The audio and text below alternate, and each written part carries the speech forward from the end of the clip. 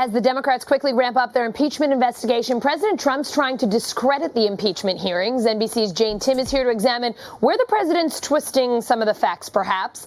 Jane, President Trump says House Intelligence Chairman Adam Schiff should resign for lying to Congress. Let's listen to what he's referring to here. We've been very good to your country, very good. No other country has done as much as we have. I have a favor I want from you, though. And I'm going to say this only 7 times, so you better listen good.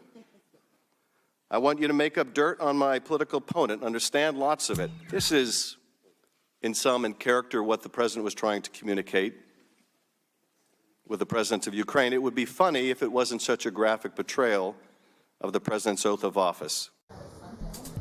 Is Schiff lying here?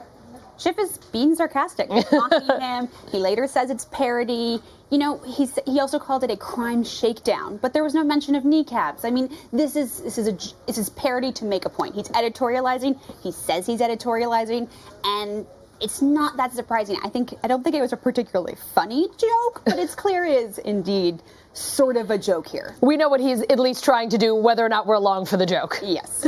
All right, Jane, Republicans in the committee also called Schiff's opening remarks fiction. Let's listen to Schiff's response.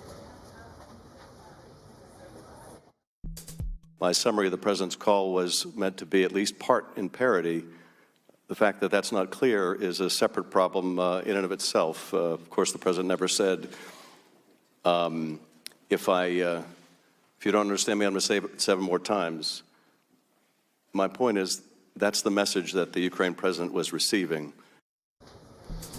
All right, so what do you make of his defense against this fiction narrative here? You know, he's pretty clear that, look, it was parody, but I do think it's important to say a lot of the lines that Adam Schiff says were lines the president is quoted as saying in this memo from the White House. So he kind of goes in and out, and that's why he's trying to make this illustrative point. Republicans have gone after this like crazy. There's one Republican who introduced a resolution after I wrote this story to censure Adam Schiff for fiction and lying to the House. But at the end of the day, it was very clear in the moment, out of the moment, before and after, that he's trying to make this point. And he's making a point. He's talking about how it sounds like he's pressuring this. You know, it's you got a nice house down there. You know, I hope it wouldn't be a terrible thing if it burned down. Like, it sounds like The Godfather. That's the point he's trying to make, is that he thinks it sounds like a mobster movie. Right. You know, and just to bring up a counterpoint, President Trump a lot of times defends his remarks by saying things like, oh, just kidding.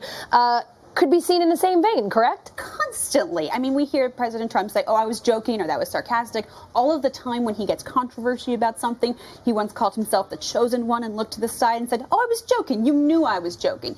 You know, the president likes to imitate people as well. This is not news to the president. I just don't think he particularly liked hearing his own words interlaced with words that maybe weren't exactly what he'd said. So, Jane, we have had you in, well, I want to say 2 or 3 times this week alone to fact check a few things, particularly things that President Trump has said. It seems like there's been a lot of misinformation this week. What's going on here from a fact checker's perspective? You know, on the 5th day of the week, you know, I think we're seeing a disinformation campaign, an attempt to discredit impeachment allegations, an attempt to go after anyone who says something that you don't like. There's a lot of conspiracy theories, falsehoods, deflections. This is a concerted effort to just flood the zone with so much confusion that you aren't really sure. What did Trump say? That's why they're focusing so much on this Adam Schiff clip where there are some words that weren't his, because you can say, well, did he really say it? Is it really that bad? If I'm not really sure what's true, if you flood the zone, it might be confusing. It might not be there. This is also what we see with the president going after fake news all the time, is the idea that he doesn't like the stories he reads, so he calls them fake in a hope to just make them not his problem anymore. It can be, as you mentioned, confusing for viewers who are sitting here trying to figure out what is actually happening, what the truth actually is, which is why we're so grateful when you come to lay it all out for us. Always here for you. Jane Timm, thanks so much. Thanks.